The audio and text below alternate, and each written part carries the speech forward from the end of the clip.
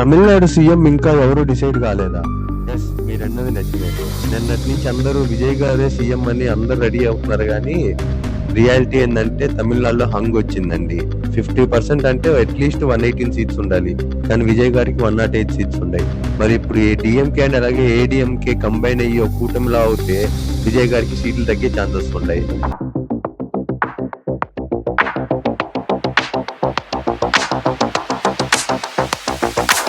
So మీరు తమిళలో చూసినట్టు ఉదయనిధి స్టాలిన్ గారిని సీఎం చేసే ఛాన్సెస్ ఉన్నాయంటారా? లేదా పవర్ షేర్ చేసుకుని ఒక 2.5 ఇయర్స్ ఉదయనిధి స్టాలిన్ గారిని అండ్ ఇంకో 2.5 ఇయర్స్ ఏఐడిఎంకే పళనిస్వామి గారిని సీఎం గా చూసే ఛాన్సెస్ ఉన్నాయంటారా? అంటే ఒకప్పుడులో డిఎంకే పార్టీ నుంచి బయటకు వచ్చి పెట్టిన పార్టీ కదా అన్నా డిఎంకే పార్టీ.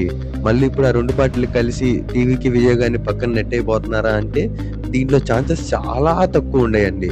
ఎందుకంటే ఇప్పుడు సీఎం పోస్ట్ కోసం చూసుకుని జాయిన్ అవుతే టీవీకి చాలా ప్లస్ పాయింట్ అయిపోయింది. అంటే ఫ్యూచర్ లో ద్రవిడియన్ పార్టీ అనేది లేకుండా అయిపోయింది తమిళనాడులో. కాబట్టి ఈ ఛాన్స్ అనేది చాలా తక్కువ ఉన్నాయని నేను అనుకుంటున్నా. అంటే ఇక్కడ మనం మీ తమిళనాడులో చూసినట్టు మరి ఉదయనిధి స్టాలిన్ రోల్ ఎలా ఉండబోతుందంటే 99% ఆయన లీడర్ ఆఫ్ అపోజిషన్ ఉండబోతున్నారండి. మనకు తెలిసినట్టుగానే స్టాలిన్ గారు ఊడిపోయారు కాబట్టి ఇప్పుడు second highest party DMK. So డిఎంకేలో ఆబ్వియస్గా లీడర్ ఆఫ్ అపోజిషన్ వచ్చేసి మన ఉదయనిధి స్టాలిన్ గారే ఉండబోతున్నారు. సో మనకి ఇక్కడ ఏంటంటే డిఎంకే అండ్ ఏడిఎంకే కలిసే ఛాన్సెస్ చాలా తక్కువ ఉన్నాయి. 99% కలదు, 1% పాలిటిక్స్ కాబట్టి మనం గెస్ చేయలేం. మరి ఇప్పుడు టీవీకే పార్టీ సంగతి ఏంటంటే 99% మన తలపతి విజయ్ గారే తమిళనాడు న్యూ సీఎం. ఆల్రెడీ ఈరోజు తమిళనాడు గవర్నర్ గారికి టీవీకే విజయ్ గారు ఒక లెటర్ రాశారు. నాకు 2 వీక్స్ చేయండి, నేను సీఎంగా ప్రమాణ స్వీకారం చేయబోతున్నాను. 2 వీక్స్ లోపు నేను మీకు ఈ మెజారిటీ మెంబర్స్ని చూపిస్తాను, మెజారిటీ మెంబర్స్ నేనే సీఎం అని మీకు ఇన్ఫార్మ్ చేస్తారు, 2 వీక్స్ టైం ఇవ్వండి అని గవర్నర్ గారికి రాశారు. అయితే ఇప్పుడు ఆల్రెడీ మనం చూస్తే ఆయనకి 108 ఎమ్మెల్యేస్ రెడీగా ఉన్నారు. కానీ ఇక్కడ టీవీకే విజయ్ గారు నెక్స్ట్ 2 వీక్స్లో చేయబోయే పాసిబిలిటీస్ గురించి చెప్తానండి.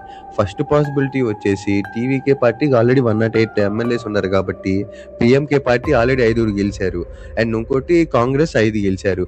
ఈ రెండు కనుక కలిస్తే 118 సీట్స్ అవుతాయి కాబట్టి టీవీకే విజయ్ గారే సీఎం.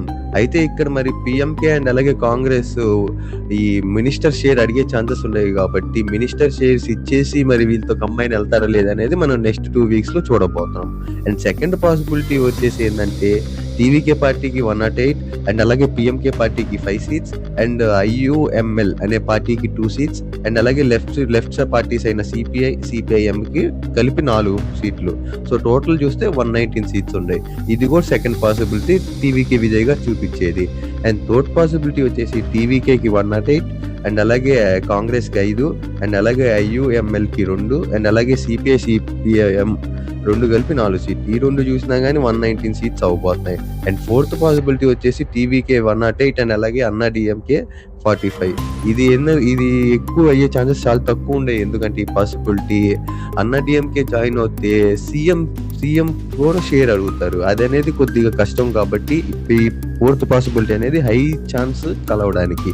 అండ్ ఫైనల్ పాసిబిలిటీ వచ్చేసి ఏంటంటే రిమైనింగ్ పార్టీస్ లో నుండి ఒక 12 మెంబర్స్ ఎమ్మెల్యేని అంటే వాళ్ళు వేరే జెండా మీద గెలిచిన టీవీకీలో పార్టీ జాయిన్ చేసుకుని వాళ్ళందరూ కలిసి విజయ్ గారికి మద్దతిస్తే సీఎంగా ఆయనే సీఎం అయ్యే ఛాన్సెస్ ఉన్నాయి. సో మరి చూద్దాం మరి నెక్స్ట్ 2 వీక్స్ లో విజయ్ గారు ఏం చేయబోతున్నారు అనేది.